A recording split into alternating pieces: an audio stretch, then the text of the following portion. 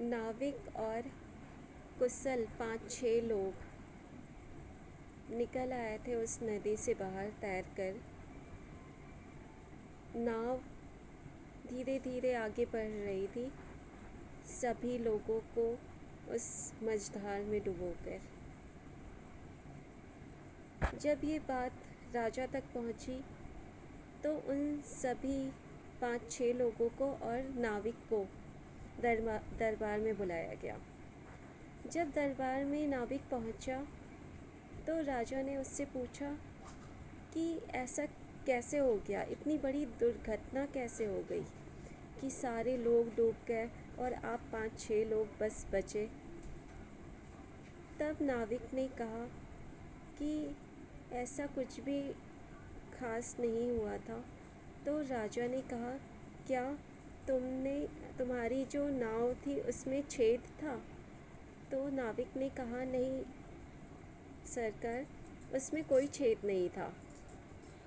तब राजा ने कहा, क्या तुमने जितनी नाव में कैपेसिटी होती है उससे ज़्यादा लोगों को उस नाव में बैठाया था?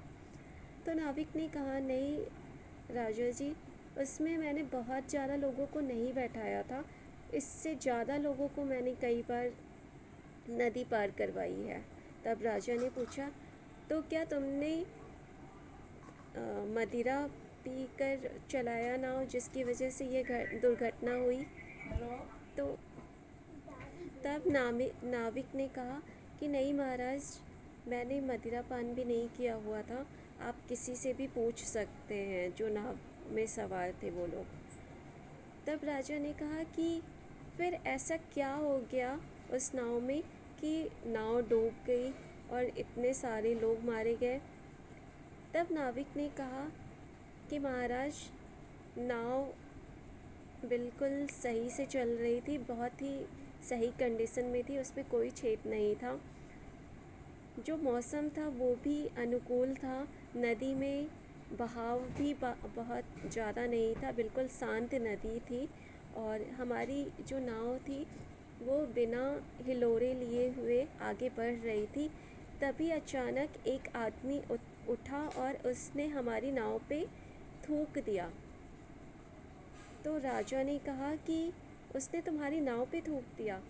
तो उसने कहा कि हाँ महाराज, उसने मेरी नाव पे थूक दिया और मैंने अपनी पतवार को रोककर मैंने उसका विरोध किया कि जो नाव तुम्हें इस नदी से पार करवा रही है, अपनी सीने पर बैठाकर तुम्हें उस पार ले जा रही है, तुमने उसी नाव में थूक दिया।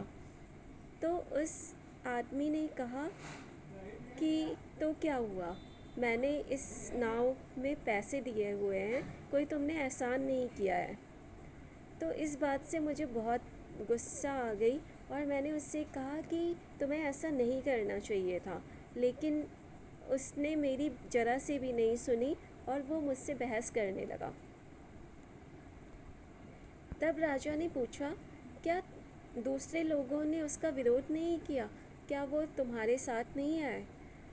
तब नाविक ने कहा, महाराज, कुछ लोग मेरे समर्थन में आ गए थे, लेकिन कुछ ऐसे भी लोग थे जो उस आदमी के समर्थन में हो गए थे। तो उस नाव पर 2 गुट तैयार हो गए थे, कुछ लोग मेरे तरफ हो गए थे और कुछ लोग उस यात्री के तरफ हो गए थे। और बहस इतनी ज़्यादा बढ़ गई कि वे लोग मार पिटाई भी करने लगे और हाथापाई शुरू कर दी उन लोगों ने। तो राजा ने कहा, तो क्या तुमने उससे समझाने की कोशिश नहीं की? तो नाविक ने कहा कि महाराज, मैंने हाथ जोड़कर उन लोगों को समझाने की कोशिश की कि यह मझधार में हम लोग हैं और यहाँ पर हमें बिल्कुल शांति से रहना चाहिए, क्योंकि ज़रा सी भी असावधानी हम सबकी जान ले सकती है। लेकिन उन लोगों ने मेरी बात नहीं सुनी और वे एक दूसरे पर हाथापाई करते ही रहे और इसकी वजह से जो नाव है वो बीच मझधार में डूब गई। तब राजा ने कहा कि ये तो बहुत गलत बात है, आप जिस चीज़ का उपयोग कर रहे हो, जिस चीज़ से आप नदी के उस पार जा रहे हो, उसी चीज़ को आपने थूक कर गंदा किया, और मना करने के बाद आपने एक ऐसा गुट भी आपके साथ आ गया जो आपका कि गलत चीज़ों को समर्थन कर रहा है। तो इस कहानी से हमें शिक्षा मिलती है कि कभी कभी जीवन में ऐसे समय भी आ जाते हैं जब ज़रा सी भी हलचल या ज़रा सी भी गलत चीज़ें हमें हमारी जान गंवाने पर भी विवश कर देती है।